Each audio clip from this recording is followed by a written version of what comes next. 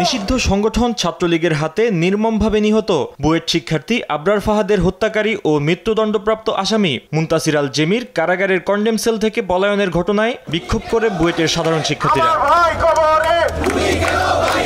গত মধ্যরাতে শিক্ষার্থীরা বুয়েট শহীদ মিনার থেকে পলাশী মোড় হয়ে রাজু ভাস্কর্যে সমবেত হয়। এ সময় শিক্ষার্থীরা হত্যাকারী জেমির দ্রুত গ্রেপ্তার ও ফাঁসির দাবি জানায়।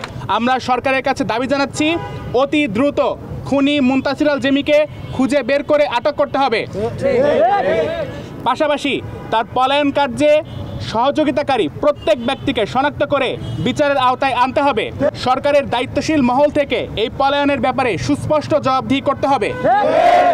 অন্যথায় বুয়েটের সাধারণ শিক্ষার্থীরা 2019 সালে যেভাবে ইস্পাত কঠিন আন্দোলনের মাধ্যমে ন্যায় বিচার সুনিশ্চিত করেছিল, একই রকম দুর্বার আন্দোলন গড়ে তুলতে আমরা শিক্ষার্থীরা সদা প্রস্তুত এবং প্রতিজ্ঞাবদ্ধ। এ সময় আবরার ফাহাদের ছোট ভাই আবরার ফাইয়াজ সরকারের দিকে প্রশ্ন তুলে বলেন, ফাঁসির দণ্ডপ্রাপ্ত জেমি আদৌ কি 6 তারিখে পালিয়েছে নাকি পরে পালিয়েছে, কারা জড়িত সে বিষয়টি সরকারের পক্ষ থেকে জবাবদিহি করতে হবে। সারা দেশের মানুষই তো এই ব্যাপারটা নিয়ে কনসার্ন ছিল, বাট কেউই তো জানতে পারে নাই।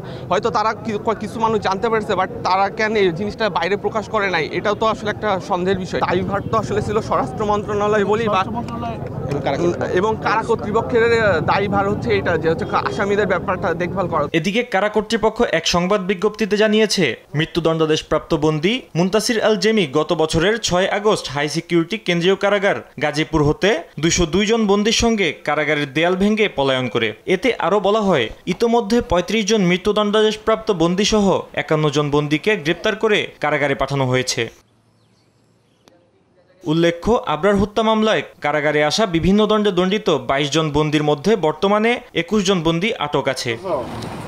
ফাহিম ইউসুফ, দেশ টিভি, ঢাকা।